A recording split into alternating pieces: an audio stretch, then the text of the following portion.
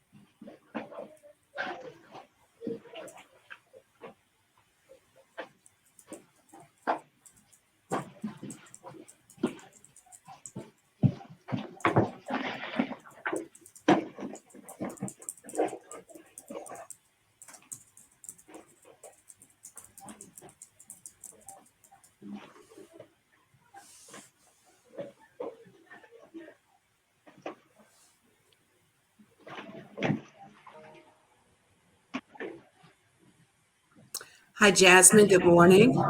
Good morning. How are you? I'm good. How are you? Pretty good. Good morning, Jasmine.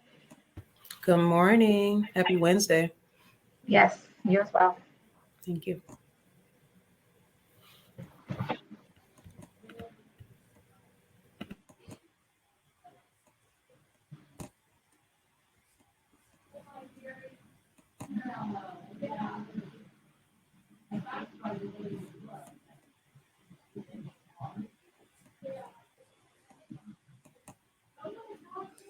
Okay, we have one more person we're waiting on, which is Amy Gary.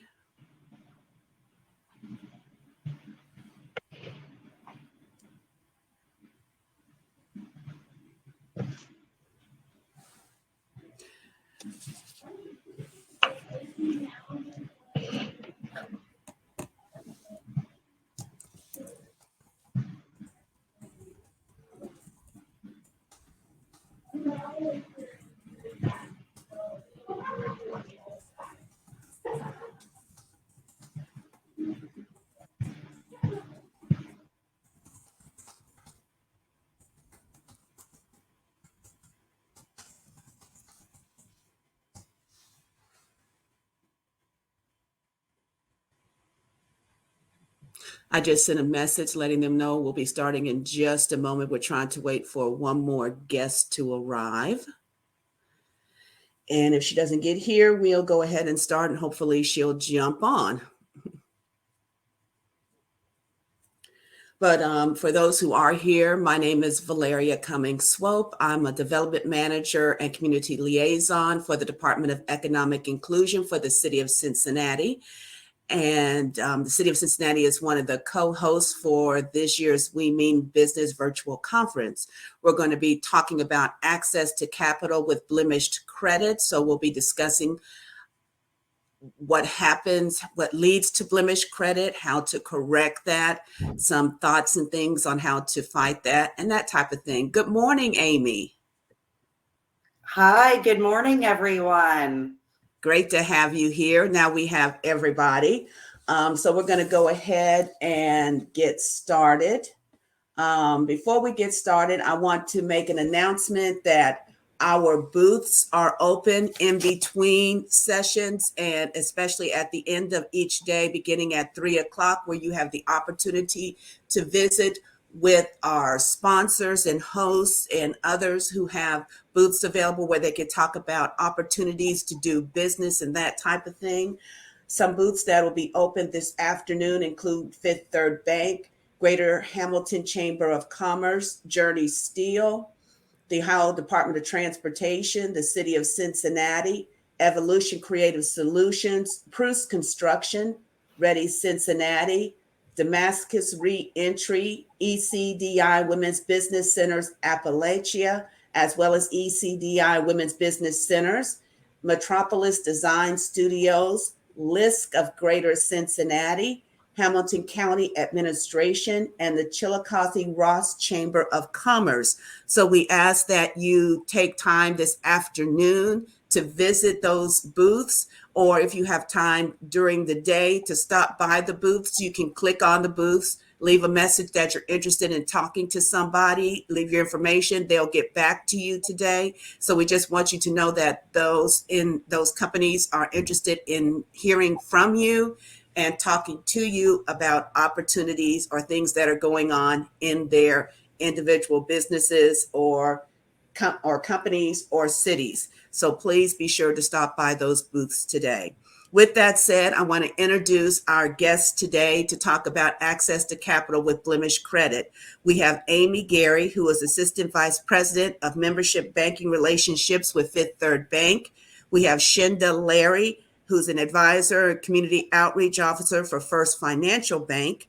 And we have Jasmine Dixon, who's Vice President of ECDI of the Northern Ohio market. And I want to thank all three of you for being with us today.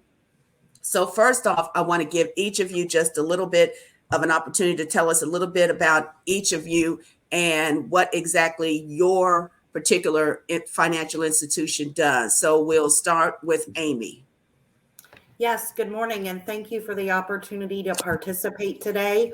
I am again Amy Gary with Fifth Third Bank, and I am part of our membership banking and financial wellness team at Fifth Third. Fifth Third is a full-service financial institution.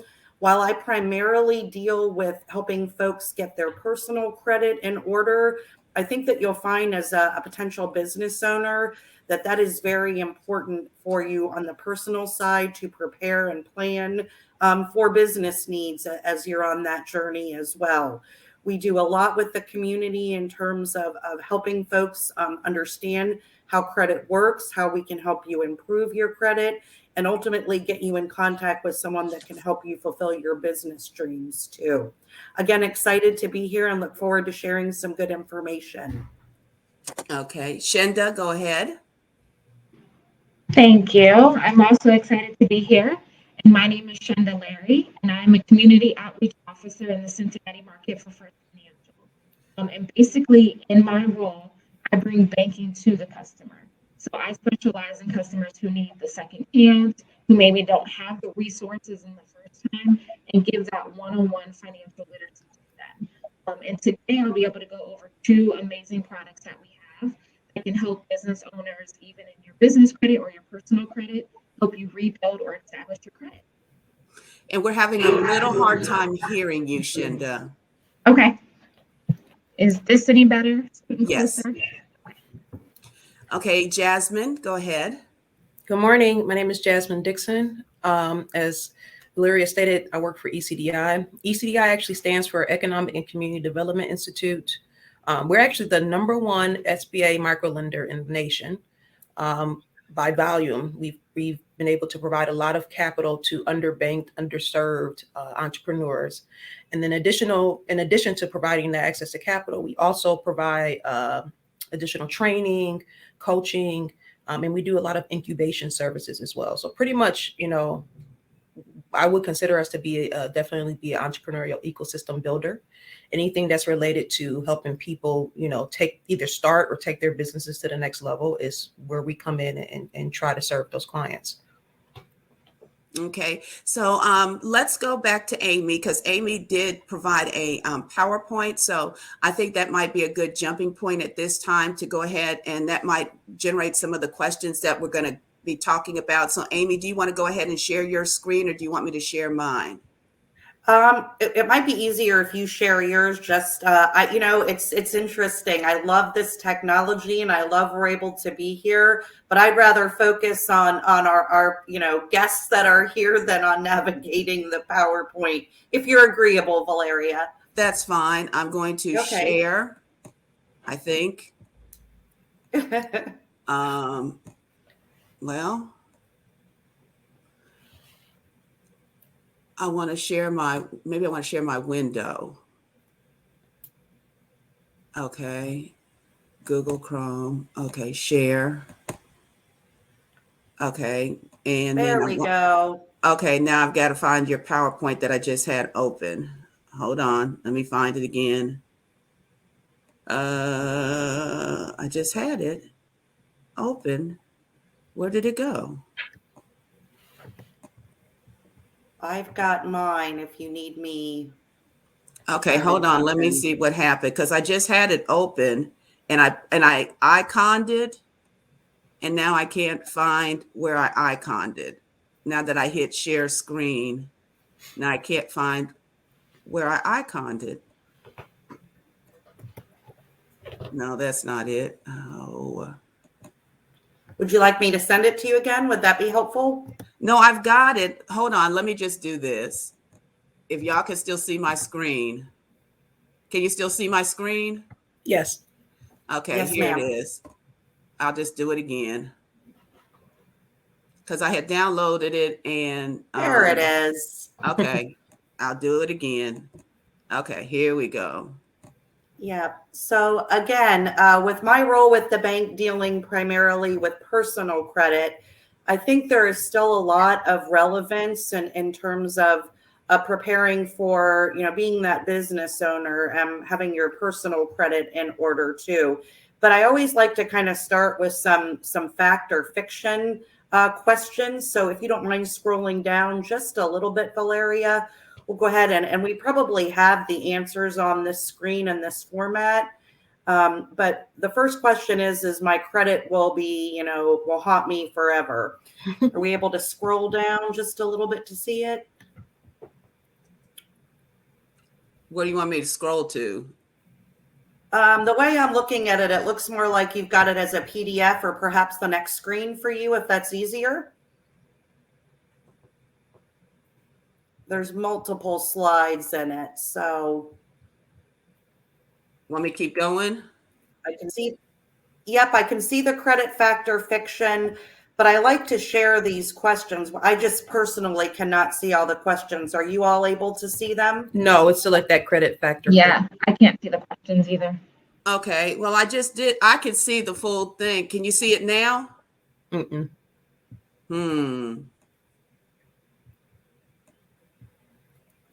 Well, while we figure that out, I can at least ask you all the questions and see if you think that they are actually fact or fiction.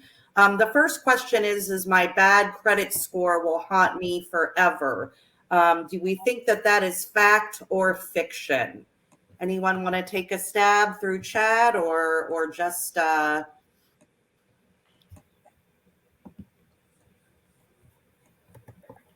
I'm going to give you the answer here regardless, but that is actually fiction.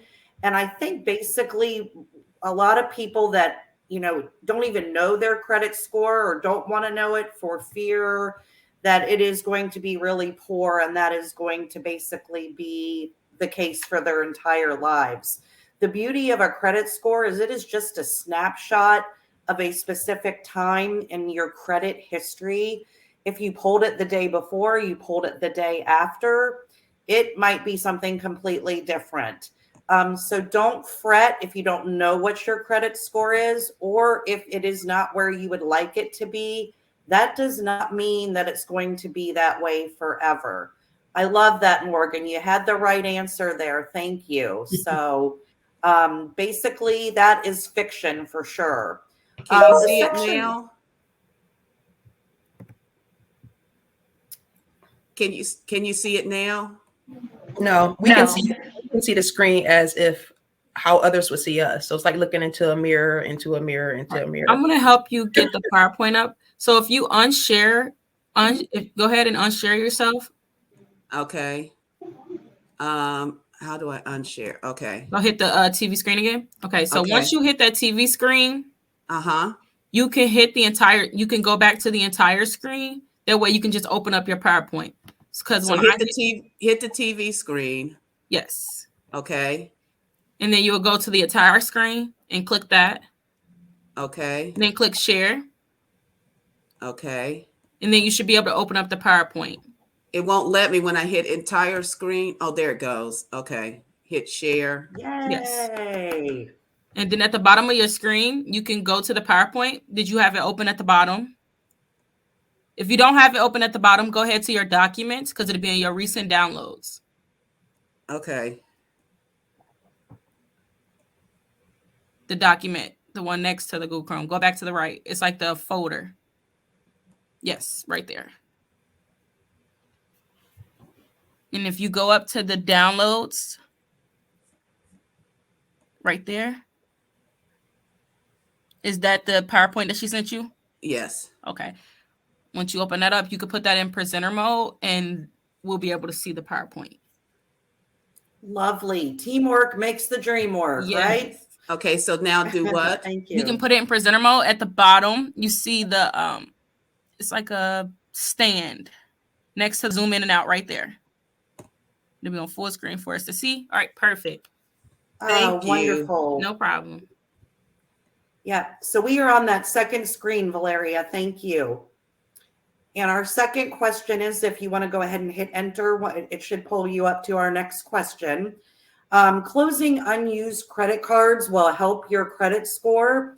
Anyone want to take a stab if that is fact or fiction? And again, feel free to use the chat. Oh, I like it. I like it. All right, we've got an answer. We've got a varying opinions on it. Let's go ahead and hit enter again and get our answer here, please. And that is actually fiction too. To me, that is totally counterintuitive. If you're not using a credit card, why would you want to keep it open, right? But again, if you have a credit card that maybe was your first card that you opened right as you entered adulthood or got that first department store card, that is part of what is in your score. That's the length of your credit history. So if you shut that down, that could technically impact the length of your history and have a negative influence on your score. So it is a short-term hit. I will tell you that if a company does shut down the credit card for you and you don't personally request it to be closed, that will not negatively hurt you. But that is actually fiction too. So we all are learning some stuff here today. Wonderful. All right, our final question, if you could hit enter again. As long as I pay my bills on time, I will have good credit. Do we think that's fact or fiction?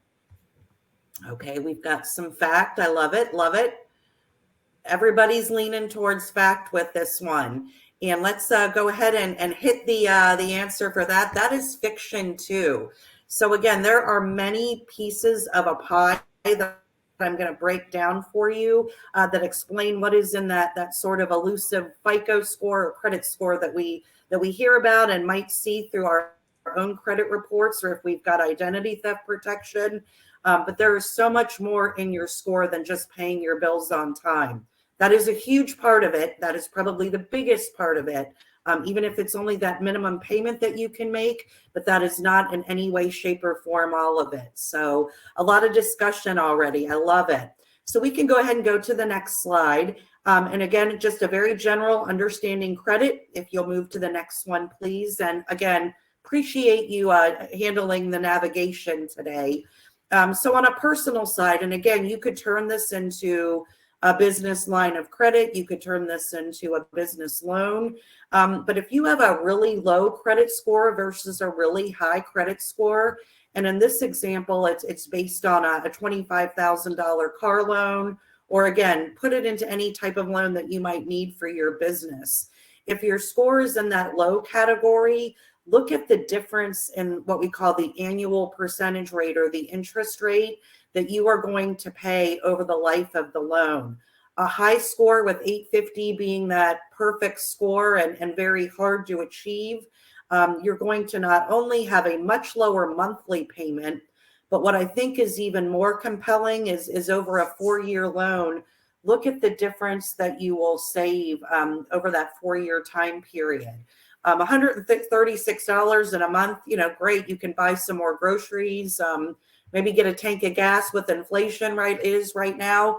But $6,000, imagine what you could do with your personal life and or with your business dreams if you were able to save that money, not paying it to a bank or credit union in terms of interest. So it is really important, to kind of think about how to improve that score, and or if your score is really good, how you can maintain that score so that you are getting the best rate and terms for your lending needs. Does that make sense to everyone? And this would be true on again, personal and business credit. They're going to look at overall your organization's credit, or if you're a new business, it might be based specifically on your personal score. So again, if that doesn't want you to jumpstart or kickstart getting your credit into a better position, $6,000 is a lot of money to use for other more important things than paying interest, for sure. We can go ahead to the next screen. So we do like to talk about two types of credit. And again, this is transferable between personal as well as business types of credit. Revolving credit would be more like a home equity line of credit, or a business line of credit, or a credit card, where you can borrow as little as you want up to whatever your credit line is. What's nice about that type of credit is it's got a flexible repayment schedule. So again, there's a couple of examples there. Effectively, all that you're required to pay is that minimum payment, which is never the recommended or suggested payment amount. Rather, it's the minimum required to keep that piece of your credit score intact. But again, those are nice because of the flexibility.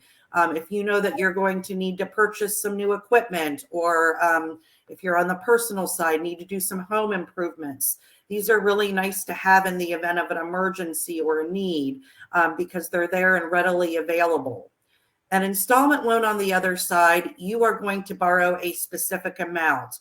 So let's just say you need $10,000 for, some office furniture, perhaps, or for some new computer upgrades. You're going to have a set monthly payment, and again, you're going to have a time frame to pay that off. What's nice about the installment loan is you sort of know what you're getting into right away, right? You're going to have that payment that you can put into your everyday business and or personal budget, and you're going to know when the light at the end of the tunnel is, when that is in fact going to be paid off. The revolving, again, has a lot more flexibility, but if you're paying only the minimum payment or a little bit above, that could extend the time period that you are in debt to a financial institution. I'm just going to be honest, financial institutions prefer installment types of loans, typically because there is some type of equity involved with that, whether that is a building, collateral, equipment, things like that. But to have a good credit score, you need to have a little bit of both types of credit.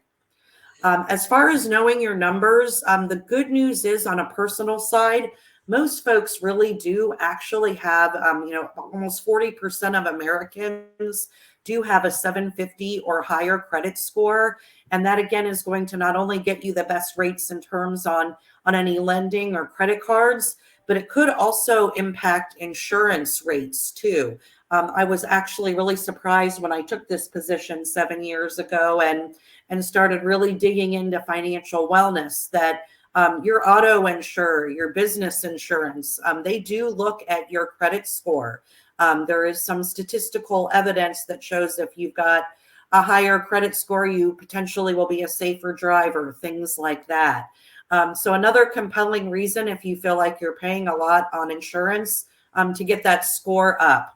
When I was in the branches as a manager, people always ask me, have you ever seen a 300 credit score? I've never seen one that low, but I have seen a lot of folks in the 500 to 549.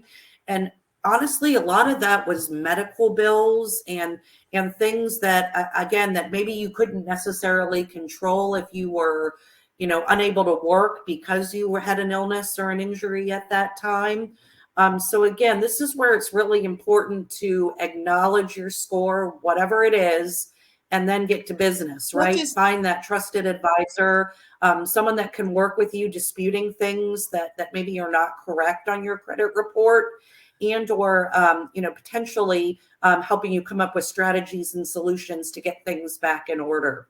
I have a question. So again, those folks are going to fall in these better numbers. And I think if you don't know your score, you would be very surprised to see where you fall. But knowledge is power. You've got to know where you stand before you can start improving or working to keep that score up. Can you Any hear me? questions?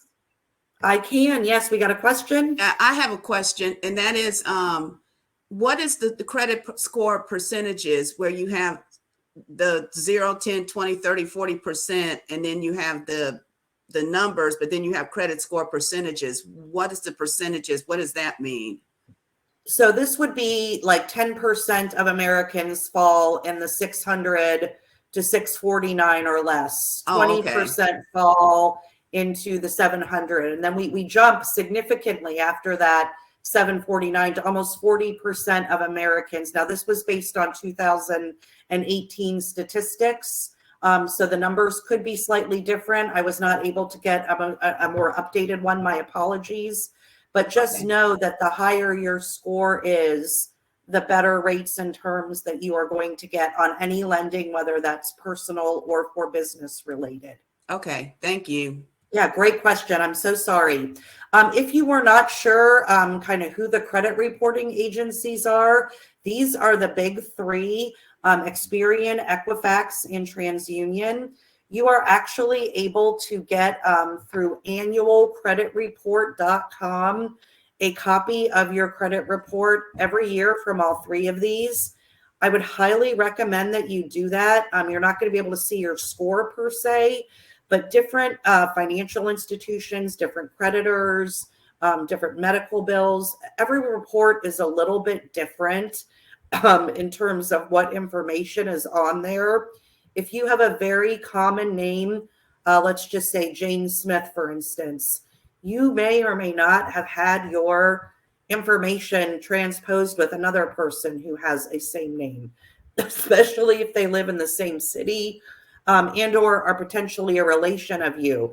We find that happens a lot with folks that are like a junior or a senior, for instance. Perhaps the father and the son's information got co-mixed through no, intention, but because we're all human putting information into these databases.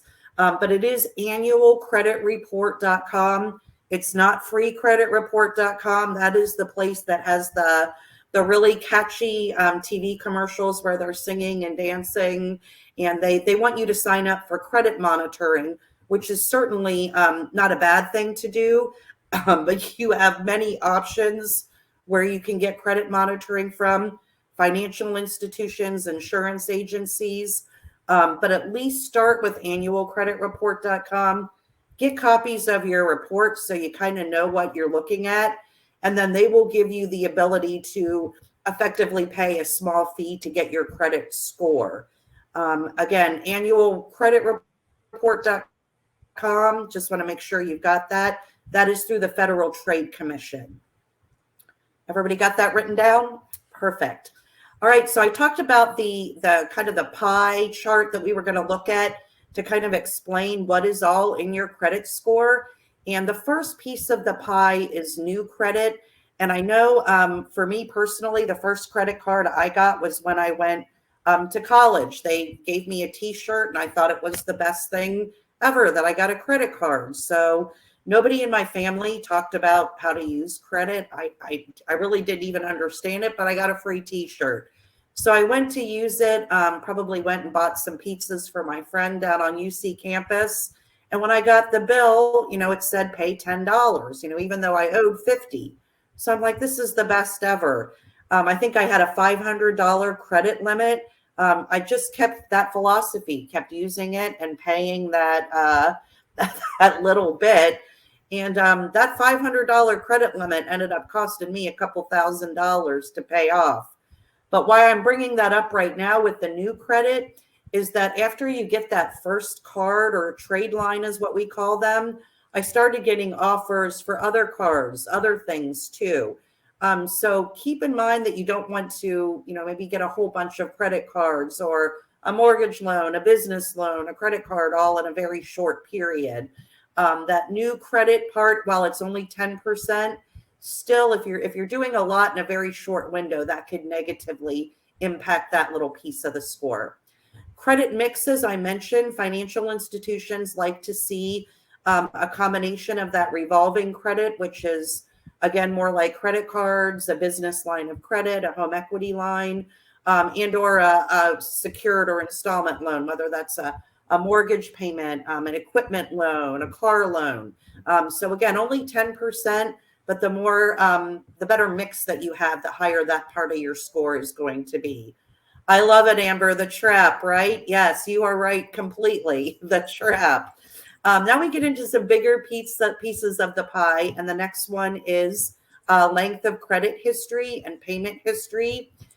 This is why, ironically, even though I got into the trap, so to speak, I still actually have that first credit card that I opened because I opened it 30 years ago. So my length of credit history, payment history is great. I've got a long history. The only thing I have that goes on that credit card right now is Netflix, because all my kids are always fighting over who's going to get the Netflix. And I thought, well, this will keep the credit card active and everybody can watch their respective shows and will leave me alone and not ask me to turn the channel when I'm watching. So again, a little bit bigger piece is that length of credit history, which is why you don't necessarily want to shut down cards that you aren't using regularly. So this is where we get into the really big and important pieces of the pie. And payment history is the biggest piece at 35%. While again, we in financial world don't ever suggest that you just pay the minimum payment. If you are in a bind and that is all that you can do, please make sure that you at least make that payment.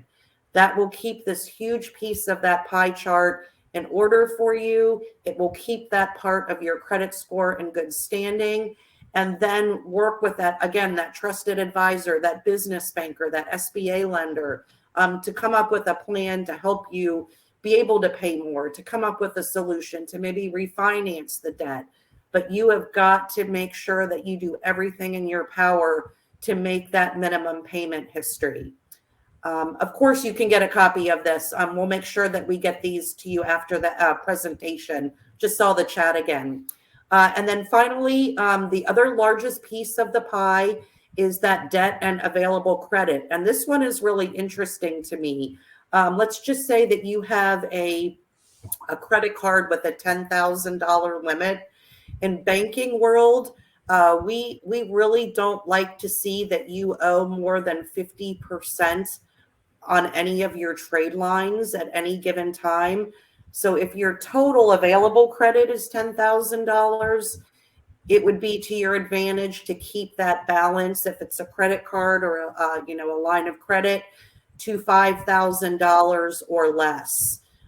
Again, it shows you're using credit responsibly, that you're not maxing out your trade lines, and again, is a huge piece of that pie. So just try to keep that in mind if you think about the credit cards that you have, or if you're applying for a line of credit or a loan, to make sure that you definitely are keeping the balances reasonable and not getting in over your head with debt and available credit. And Amy, we're gonna at this point we're gonna of course cut off just a little bit, because I want to get the other people in to talk about some of the things that you brought up. And one of them is in that presentation where you talked about the fact that you have the pie chart where you talked about the differences between what you have in debt and what you have in credit, and how you divide off whatever. I think that's where we get into the whole thing about access to capital, because Perfect. Once you're into that part where it comes into having all those different things, I think that's where people start to get into trouble. And that's why I want to bring in my other two guests, because we have a business, we get credit, we buy supplies, we buy equipment, we start our business, COVID hits. Then what do you do? And I think that's the question a lot of people have. And that's the thing a lot of people faced over the last 2 years is you do all the things that you talked about, but life hits. So for Jasmine and Shinda, what do you do and how do you work through that? I think the most important thing to do is to reach out to make sure you're in communications with your creditors. Everyone is pretty much on the same page as to where we're at economically right now, and what's going on. So if they haven't, usually a creditor is already trying to come up with some type of program or something that is beneficial to the clients who may have those hardships. And so, for instance, we had a lot of that. We had clients that we had to create a hardship where maybe there was deferred payments, or we had to roll it over into, because they also need additional capital on top of that to kind of tide them over as they transition or pivot their business model, or whatever the situation was. So the first thing you should be doing is get in contact with your creditors and finding out how they can assist you. They should have something in place. And then getting in contact with, organizations like CDFIs as a business owner and seeing what resources or what programs or products they can provide to help you get through that period of time as you're trying to figure things out. Yeah. And I would agree. Just don't forget, don't be ashamed to ask for help, because you don't know what kind of products or programs that people have. A lot of people are scared with banks just to ask, like, hey, I might miss a payment. Is that going to be okay? You can call the bank. We might be able to put that payment onto the back of the loan. We can barely hear you, Shinda. Okay. Is this any better? A little bit. Okay. Sorry, I'm having issues. I was having trouble hearing Amy as well, so I apologize. I think it's on my end. But please let me know. But I agreed with Jasmine on what she said. Just don't feel ashamed to ask. There's always help out there, and the worst they can say is no. So we have somebody in the chat that said they thought getting rid of unused credit cards would be good to do. Is that a great way to start, is get rid of unused credit cards? Is that one of the ways to do that? No, as Amy just mentioned, like that's a part of your length of credit history, which is a part of that pie that she talked about. So, you're shortening the length of time that you have credit. So when a lender looks at that, it's going to drop your credit score. And that's, you don't want to do anything that's going to affect your actual credit score. So that's not in my opinion, a go-to. I mean, at the end of the day, if you have credit cards that you're not utilizing, it kind of makes you more appealing to a lender. Because at the end of the day, you could have those credit cards maxed out and you don't. So I have credit cards that, that I sit on and barely use, and they just sit there. If I need them, I use them. And if I don't, I don't. And that's okay. It's actually more appealing to, like, for us as a lender, that you haven't had a reason to utilize it. So I guess the next question is, thinking about what Amy was talking about how you look at different things and how you move forward. If you take a ding in something and you need some financial help, how do you get access? Who do you go to, and how do you straighten out whatever's going on to get the money you need? I'll let you start. Yeah. Yeah. So I would say, like we said before, is just asking for help. I know at First Financial, that's the role that I'm in. So if you would walk into the banking center and say, hey, I'm going through some issues with my credit, they would get you someone like me who would be able to sit down with you and go through your credit. And for us, it would be the way that we function is we look at the same things that your typical business banking lender would. But the difference between us and them is there are certain areas that we loosen the reins on. So give you an example. There's really 5 C's to credit. And this is something that is across the board with every lender. The first one is, some people, the first C is different for most people, but some people say credit, some people say character. We say character because we're going to pull a background check, but we're also going to look at your credit profile and your credit history. Your average lender probably wants to see, I would say, like at least a 680 credit score. We go down to 590. And it's because of the client base that we serve. We specifically are looking to serve clients who can't get traditional bank financing, whether it's because they're just getting started in their business or because they have challenges with their credit. or the industry that they're in. So that's that first component. The second component is cash flow. Do you have the means to repay the existing debt that you already have, in addition to the debt that you're trying to acquire? And then the next thing they're going to look at is your capital injection. Do you have funds to put into this project in addition to? So the difference, and that's another situation where we may make adjustments. So a bank may want you to put in 20-25%, whereas we only want you to put in 10 to 12%. So just to kind of see the comparison between a CDFI versus another lender. So I think it's really important to, make sure you're getting in contact with your credit unions, make sure you're getting in contact with your community banks, make sure you're getting in contact with your CDFIs, because there may be some things that they can offer you that a traditional lender couldn't. And they created those programs for this exact purpose, for people who have these types of challenges. And even if you come in and there are certain things and we say we can't help you right now, our motto is not right now. Let's fix these things. Let's clear these things up, and then we can move forward. So we rarely tell someone no. Our goal is to position you to get to yes. I'd like to know, for those who are watching us right now, how many of those in the chat have working relationships with their financial people, with those they have at their banking institutions? I'd like to see that in the chat right now. How many of you have working relationships with your bank? You know who your banker is.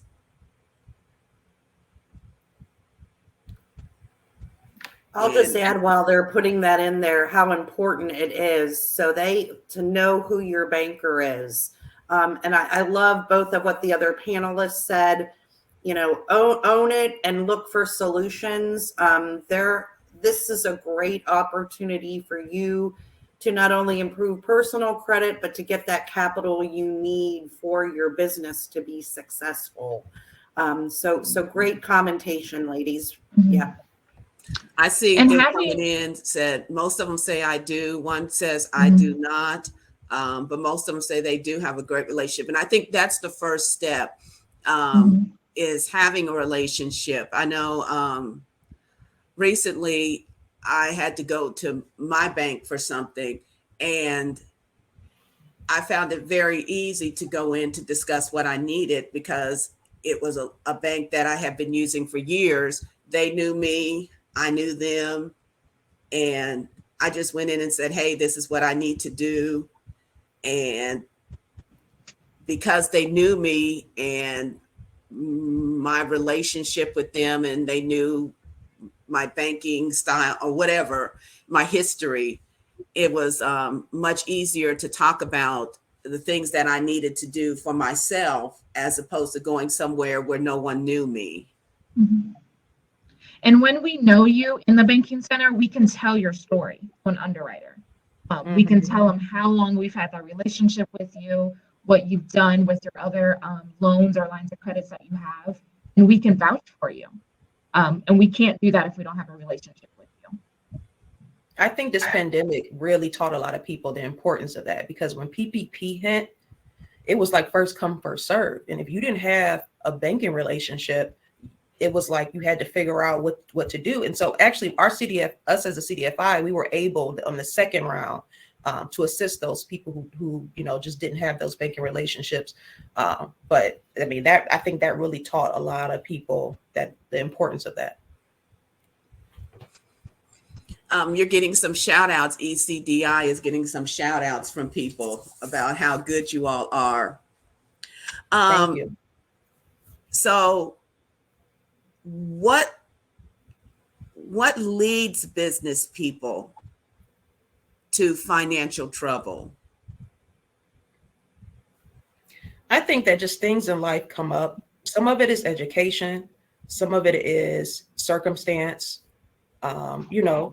Especially if we want to talk about people who are, for instance, in an LMI situation, there are certain things that are going to be more important when you're making payments than others. I'm going to pay my rent before I pay my credit card.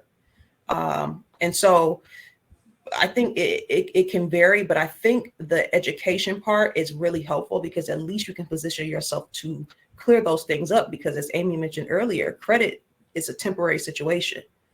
It moves up and down. When I was in college, I completely busted up my credit. And I'm not gonna lie, I busted it up, and I knew better, and I still busted it up. But I can say that in a short period of time, I straightened everything out, and I have excellent credit, and I've maintained that for years. But a lot of it had to do with me taking the time to learn what I needed to do to position myself to have good credit, and what to do to maintain that. So I think that knowledge is huge, no matter what your circumstances are. I mean, if you don't got a rich uncle, a rich daddy, a rich grandpa, a rich mom, your situation is your situation. I think the power of it is knowing what your next steps are to put yourself in a better position when you're able to. There's a question in the chat that says, do you suggest an executive summary to clearly address the needs for capital and use of funds? If you're an existing business, executive summary sometimes can suffice unless you're pivoting or going into a different direction with your business. Because the data that you provide us with, your financial statements and things like that, that's historical data that's based off of how you've been operating. So depending on the reason why you're asking for that money. But if you're a startup or you're making some changes in your business, we're going to definitely want to see more than an executive summary. We're going to want to see a full-fledged business plan on how you plan on utilizing this money and how it's going to change your business. Now, I have a question. What's the basic difference between dealing with a Fifth Third as opposed to a First Financial as opposed to ECDI? Is there a difference? Is it better to go to one than the other? Can you do both? I think it depends. I mean, those are both of their organizations. Obviously, they're banking institutions, so there's other services you can get alongside of that. So some people like the one-stop shop. I have my loans here. I have my checking account. I have my merchant services here. I have credit card. Some people prefer that. But it depends on your circumstances. If you go to your bank and you're unable to obtain financing, then you have to look for other options. But I do think that I would like Amy and I'm sorry, I'm thinking about to say her name.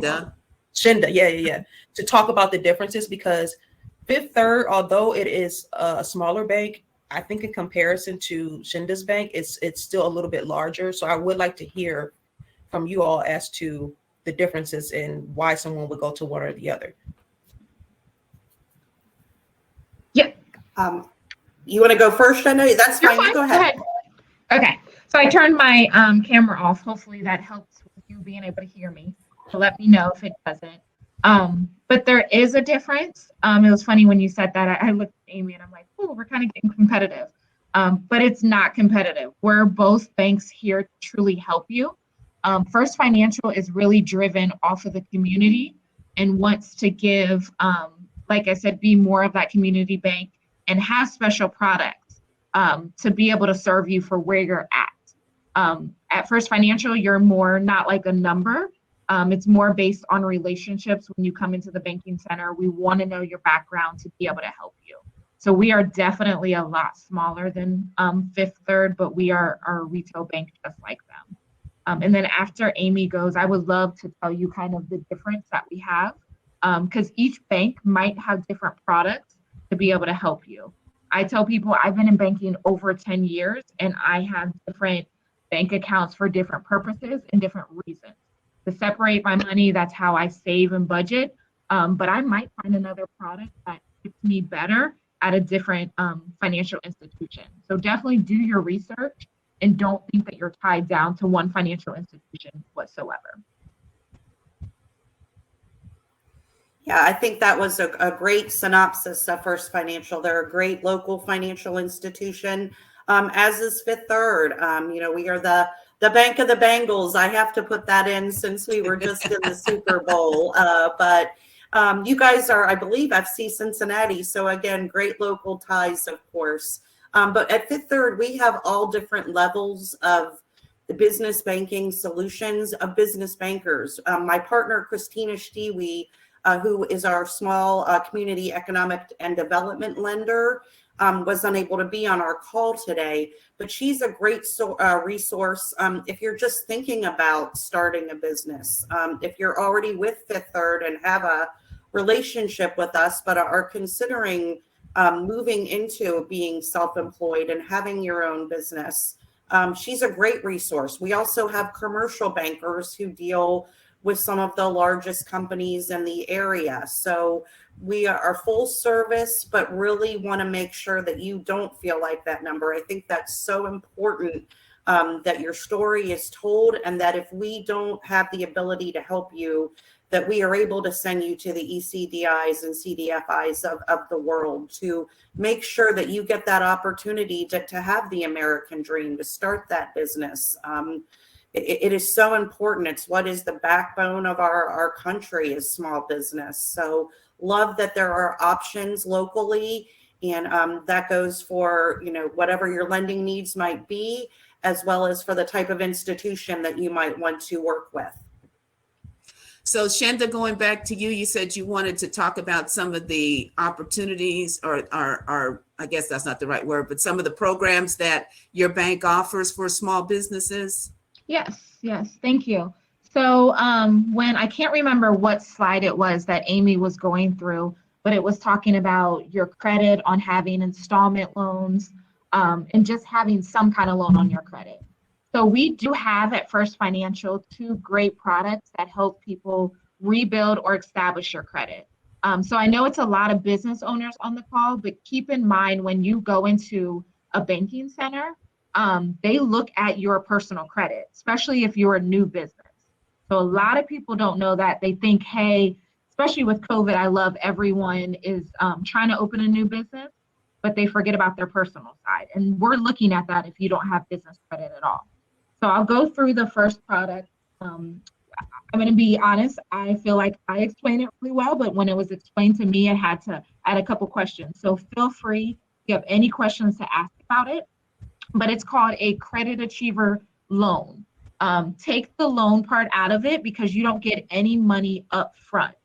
And it goes from 500 all the way up to 3,000, and it's a secured loan.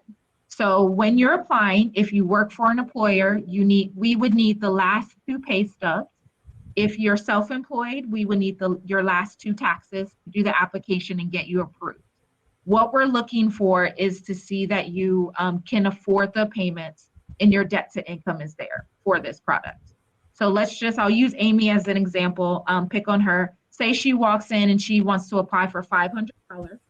She works for Fifth Third, so we'll get the last 2 pay stubs of hers and she can afford the payments. So great, Amy, she was approved. What she'll do now is she'll make payments to herself every month, just like you pay your cell phone bill, your rent, or your mortgage, and all the money goes into a secured savings account. So Amy can't really come in 3 months and say, hey, I want to get the money out. She'll have to wait a year to get the money out. So what this does is, since she applied for $500, that payment every month is actually $42 a month, around that. And every month the $42 goes into a savings account.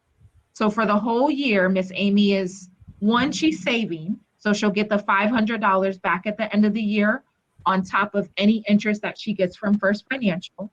But the kicker is on your credit report, it looks like we gave you a loan and you're making your payments on time.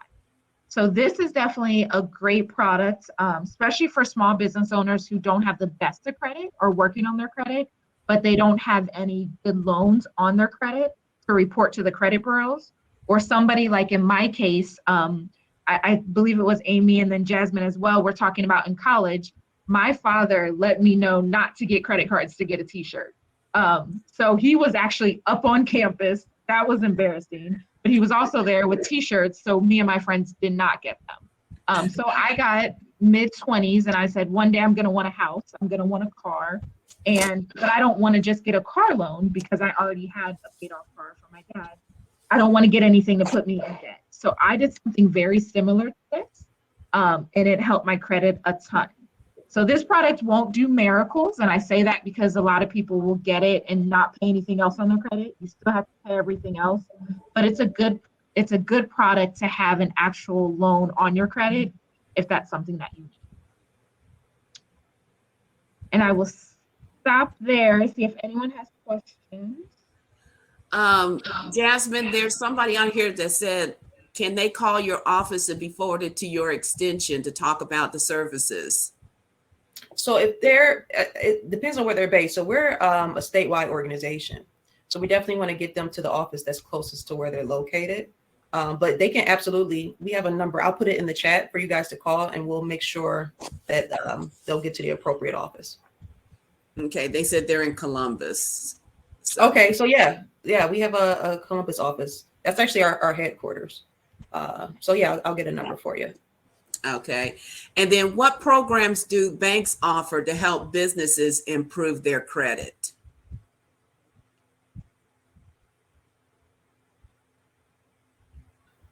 I'll just say again that Christina Stiwi, who I will get her information in the chat as well, as our small business lender.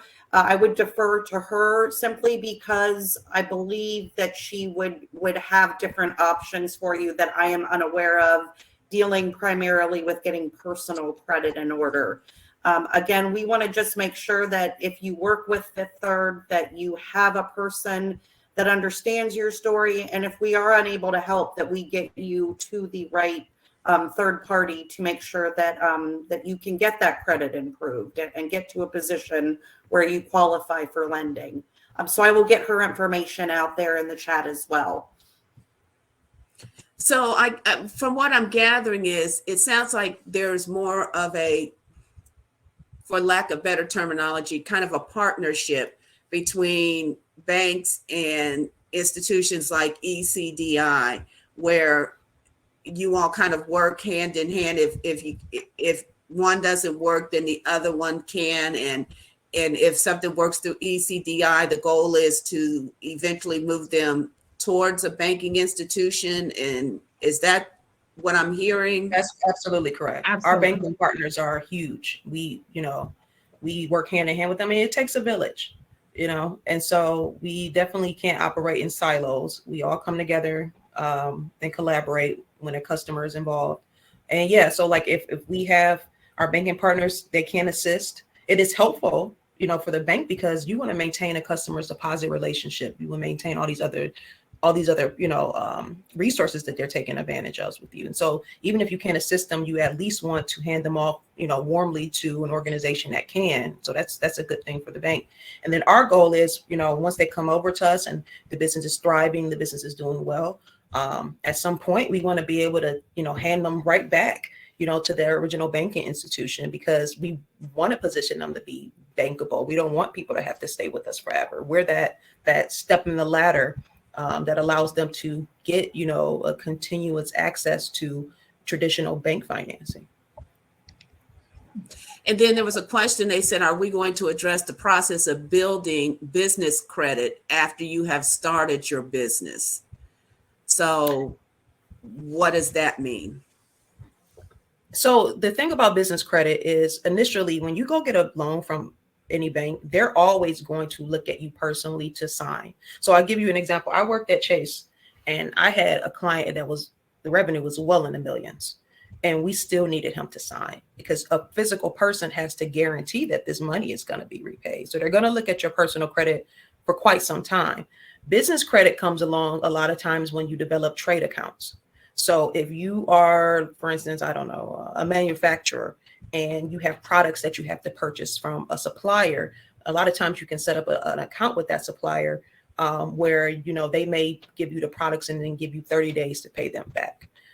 So that's one of the ways that people start to actually develop business credit, in addition to actual business loans and credit cards under the business name.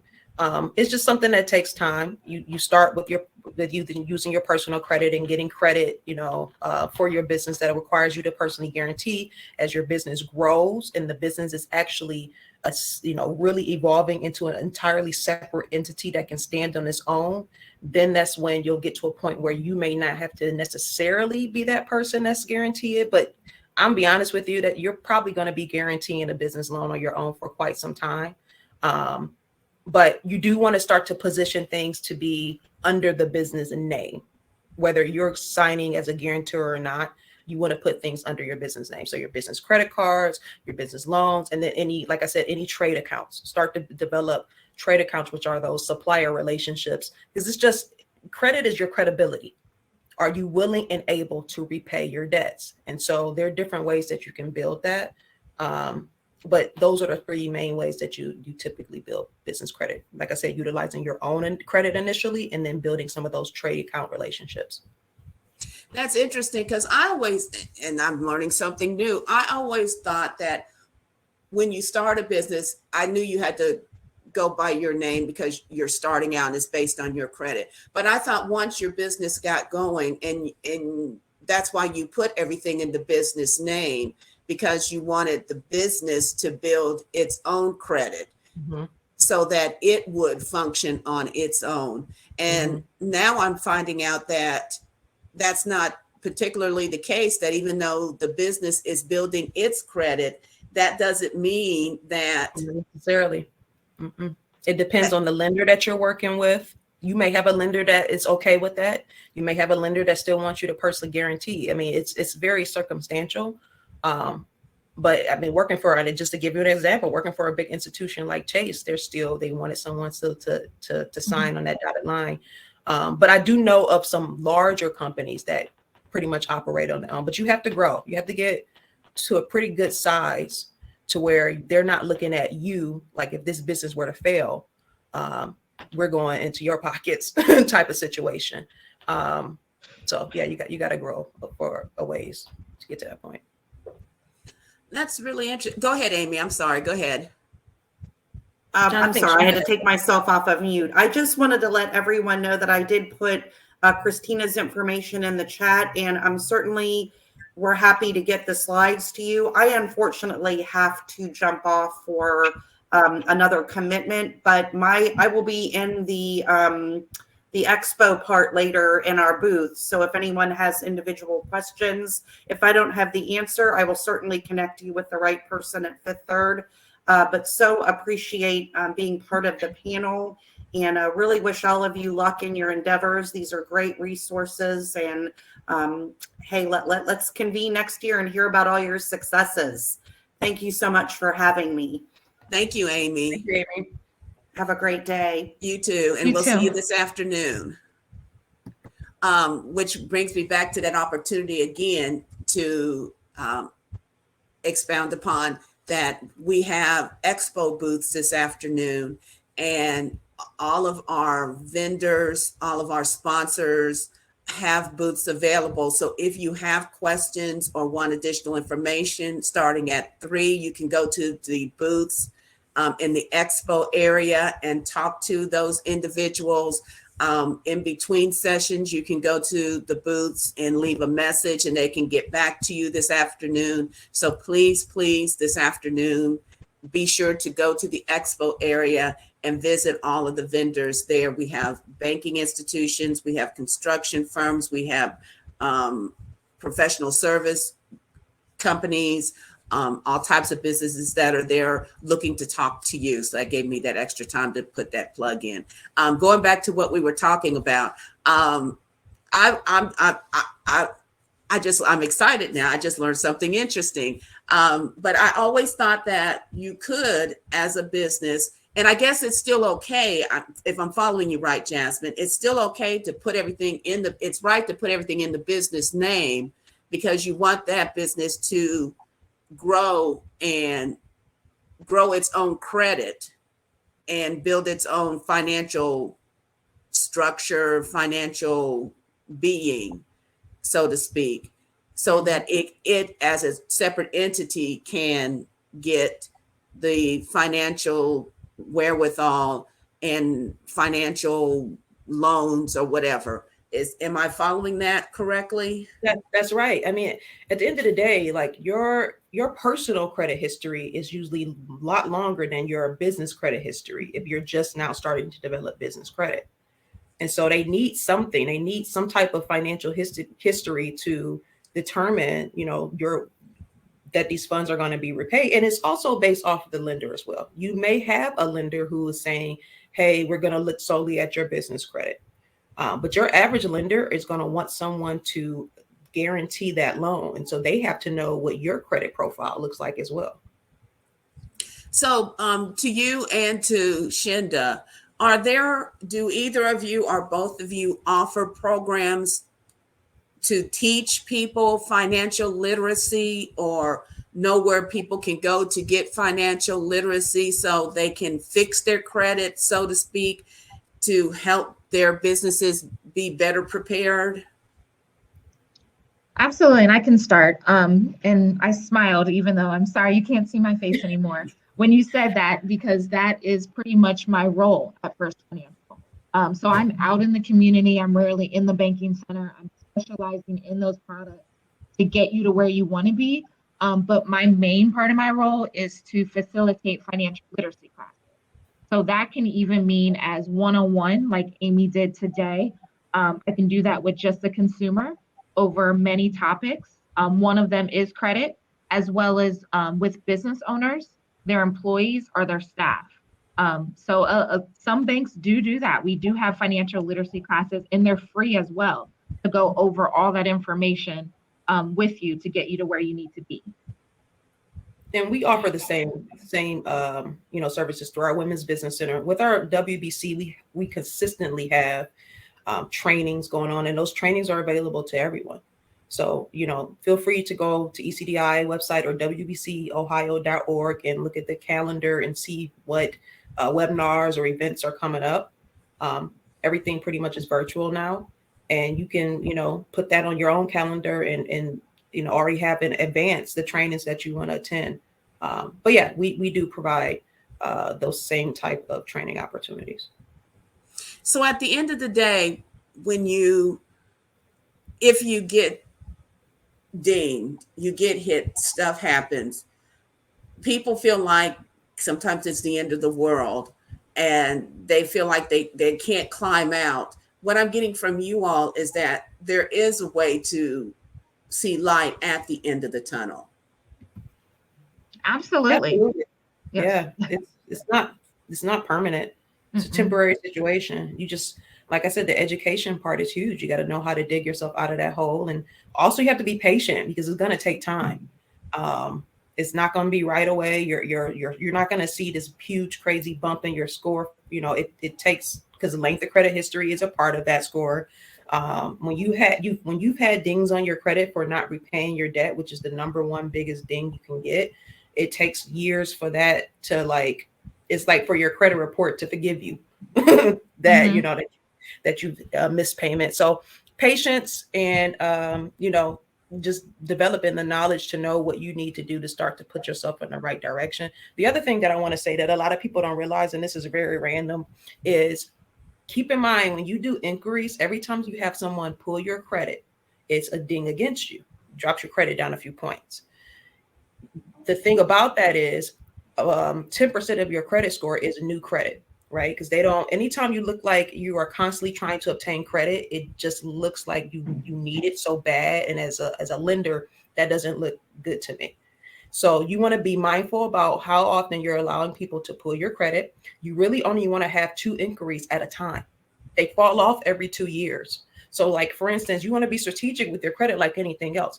If I know I have 2 inquiries on my credit right now, and I see that one is about to fall off in a month or 2 months, there may be something that I want to get, that I want to, some kind of loan I want to obtain or credit card. I'm just going to wait 2 months.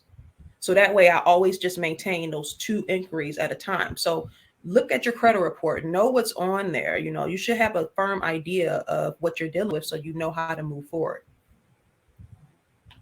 And don't be scared to look at your credit report. I say that because I have a ton of customers who I'll ask them, where is your credit at? Do you know where your score is? And they say, oh, I have horrible credit. I don't know where it's at. When's the last time you looked at it? It's been a while. And we pull their credit and they have great credit, or the opposite. We pull it and they have bad credit because they've been ignoring things. But you can't get to where you want to be or need to be if you don't even know where you're at. So don't be ashamed to look at your score. If it is, and I know Amy had the chart, if it's lower, start today. Say, hey, I'm going to work on this. In a couple of years, I'm going to be where I need to be. But it's very, very important to know where you're at, because I've seen a ton of business owners come in and they have an emergency happen and they can't get lending from us because of their credit, but they haven't looked at their credit in 2 years. So just always prepare for the future. If COVID didn't teach me anything, be prepared. Make sure you're in good standing when crazy stuff like COVID happens to us. Yeah, absolutely. That's a great point, because really the thing about credit is you really don't want to need it, but you want to have it when you need it. And with a lender, you don't want to really look like you absolutely need it. You want to look like, you got everything under control. And then if you have a moment where they want to get where you actually do need it, they're like, okay, you really haven't needed me. So here you go. But you want to be able to pull your money out, and in those emergency situations, you want to have access. And that's really what it comes down to, is preparing yourself to be able to obtain that when you need it. A question in the chat is, in your opinion, is nonprofit credit repair worth it?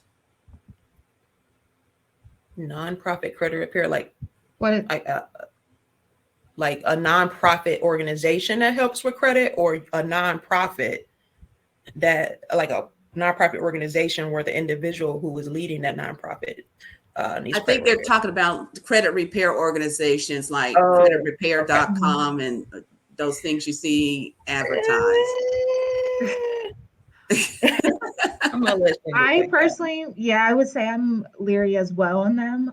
There's just so many people out there that would help you for free, or you can do it yourself. So I would definitely look at those options first. The other thing too is some of those places will set it up where they may get some things removed, because let's say they try to dispute it, and somehow, some way that it goes through. Those disputes can actually come back, because down the line they may look and realize, oh, you actually did owe this, and put it right back on your credit. So I mean, if you really want to make a change in your report, do things the right way. If you have things that are in collections, either settle that debt, pay it off in full if it's a small dollar amount, or start a payment plan if it's really large. Unless it's getting close to that 10-year mark where it may fall off. So it's really based off of your credit profile. And there are people out here who will sit down with you and help you figure that stuff out. But my point is, don't take the cheap way out where you submit all these disputes, even though you really owe that money, and people just try to get stuff wiped clean off your credit. That can come back to bite you. I did not know that. Interesting. I'm learning so much good information. Make sure if you go through one of those programs that you're watching your credit as well. Because I have a customer who went through it. She was paying the organization and they weren't making the payments to the creditors. So just protect yourself. Very good information. I'm just learning so much good stuff right now. I've never used them. I always wondered about them because you see them advertising, especially on the radio and different things. And I just always wondered when they say, they went and used whoever and they got their credit score increased and the amount of money they owed dropped off. And I always wondered if that was factual or not. Or the best thing you can do is just ask what their process is. And then say to yourself, does this make sense? I mean, just find out how they go about it. Okay, you're going to help me fix my credit. What are you going to actually do? That is true. So I have another question. We're talking about personal credit. Do businesses build credit scores also? There is if you go to, I always forget the name of the site, Duns and Bradstreet, businesses can build business credit. But the thing about that is those are usually trade accounts, once again, and someone actually has to go on there and say, this person is making their payments on time. Where you're going to build a score for your business is really going to be around the credit cards that you obtain, the business loans and stuff like that you obtain. But people do utilize Dun and Bradstreet as a form of a business credit score, because it does show your credibility. It's still your credibility. Even if you have that account with a supplier, I mean, at the end of the day, if you're not paying them, that doesn't look good. And they will go on there and say, they may not go on there and say that you're doing well, but they'll definitely go on there and say you're not. So people do utilize Dun & Bradstreet for that business credit score. I just didn't know if individual companies had credit scores. I know people do, but I didn't know if you started a business, does the business end up with a score also? If it's building credit over time, does that business end up with a score? Mm-hmm. Yep. They will have a score. Mm-hmm. Interesting. Interesting. This has been very, this has been very educational. Matt has put in here, dnb.com, vendors must report payments. Is that Dunn's and whatever you were talking Duns and about? Bradley. Okay. He says, if you're in the federal market, you have to have a DMB number. Okay. And then that DMB number is what gets reported for your credit or whatever. Matt, if you're in there. Yep. Okay. Thank you, Matt. Learn something else. I don't have that. Obviously, you can tell I don't have a business, so I'm just learning. I'd like to start a business one day. I have some crazy ideas going in my head of what I'd like to do, and I haven't done it yet. But make sure you figure out what the market needs before you figure out what you do. That's the number one issue I see amongst business owners. They love baking cakes, but they didn't look to see who is already baking cakes, and it's got 5 million people who baking cakes on one street, and they trying to go on that same street. So just make sure you know that there's a need, or really, some people say want, but really is a need for what it is that you're thinking about doing. You want to make sure your money is going to be coming in. You don't want to position yourself where you're getting into a saturated market and your money is not coming in because the customers already have something that they like. Unless you can do something that's unique, better, or so different that it's another option that people want to get access to, don't do it. You gotta think about it like that. What's the need out there?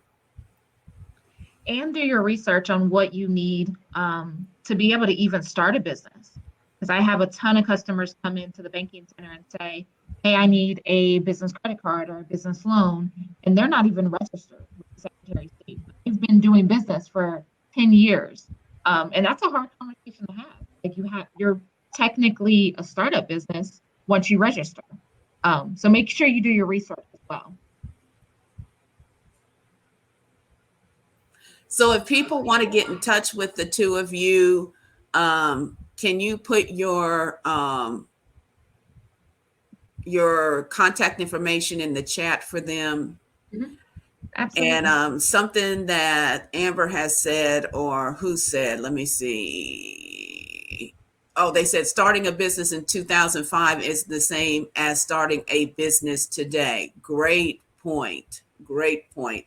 Things have really changed a lot in the last 20 years. It's changed a lot. So that's a great point, Amber, that starting a business today is a lot different.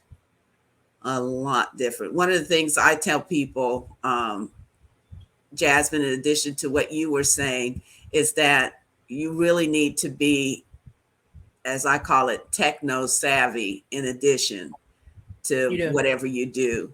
You have to be techno savvy, and you have to have a great marketing plan, because you've got to be able to figure out a way to get whatever it is you're doing out there in this new way of selling whatever it is you do.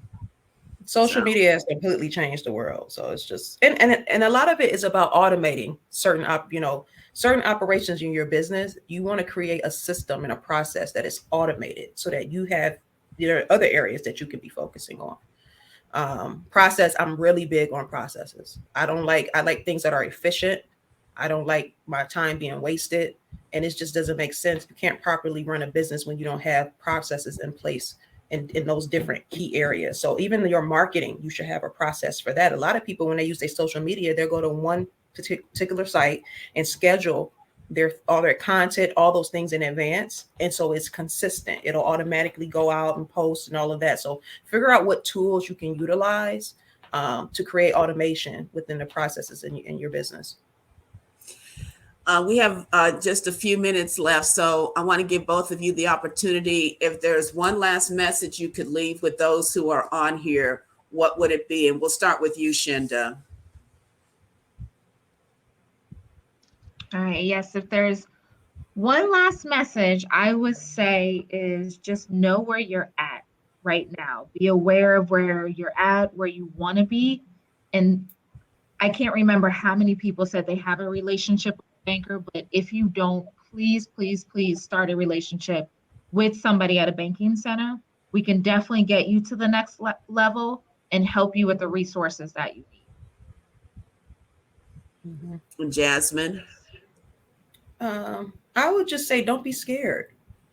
You know, it's actually not that scary. So there are a ton of resources that you can take advantage of. Just put one foot in front of the other, and you know, get moving. It's not that scary at all, actually.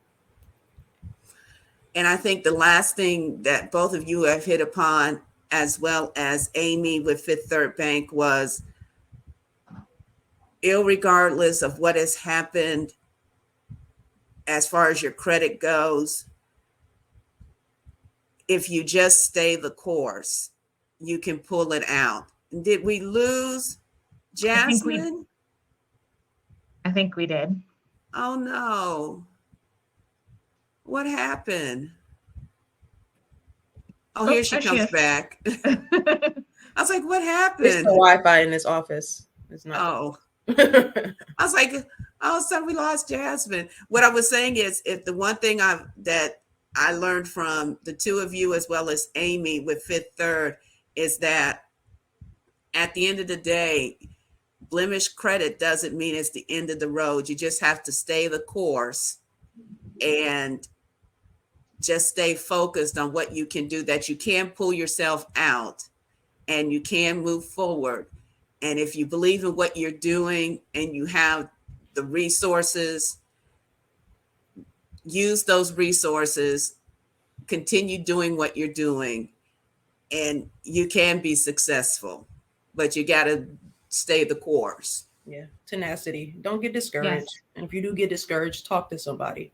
I tell people that all the time. Like, why didn't you call me? Why didn't you just text me? I could have told you how to fix that. Like, whatever it was. Like, I had a person who, someone broke into his car and stole some of his stuff, and he didn't even know where to start. I said, you should have just called me. I would have told you exactly where to begin so that you can get things back to where they need to be.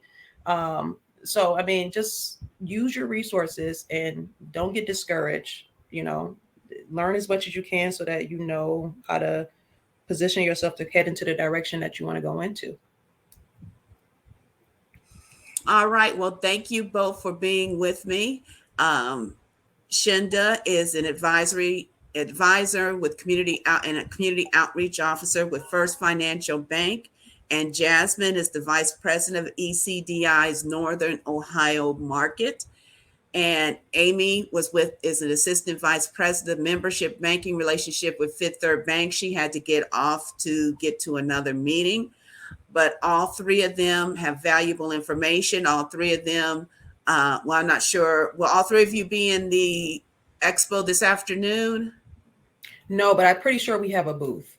Okay, yeah, you do have a booth. Okay, so once again, be sure to check out the expo at 3:00. If you have any additional questions, people will be there to answer questions and also to offer opportunities with some of our other expo members who are in the construction professional service side. So please, please, please check out the expo at 3:00.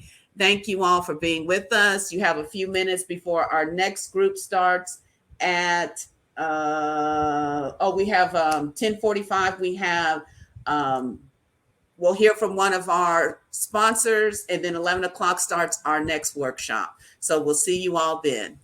Thank you. Let's have a good day. Thank you.